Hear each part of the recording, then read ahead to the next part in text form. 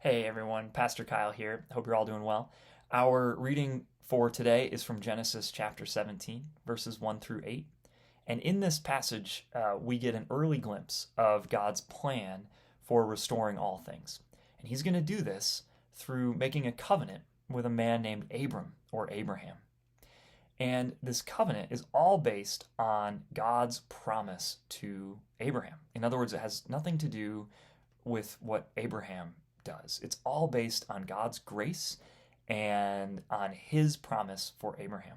So I invite you to, as I read, to listen for how many times it says, I will. God is speaking and he's saying, I will do this, I will do that.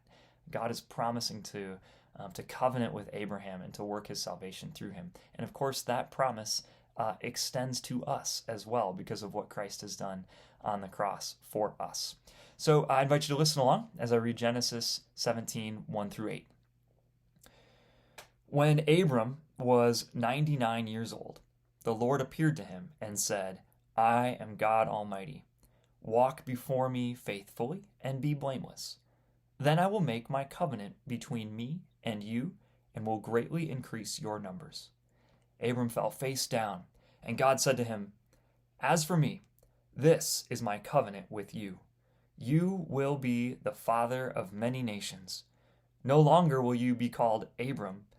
Your name will be Abraham, for I have made you a father of many nations. By the way, there's a footnote in my Bible that says that the name Abram means exalted father, and that the name Abraham probably means father of many. And so the name change there is reflective of this promise that God is making to Abraham. God says, I will make you very fruitful. I will make nations of you, and kings will come from you. I will establish my covenant as an everlasting covenant between me and you and your descendants after you for the generations to come, to be your God and the God of your descendants after you. The whole land of Canaan, where you now reside as a foreigner, I will give as an everlasting possession to you and your descendants after you, and I will be their God.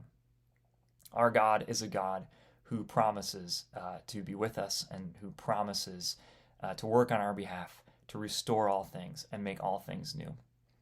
Thanks be to God. Thank you for joining us tonight. We'll be back here tomorrow at 7 p.m. See you then.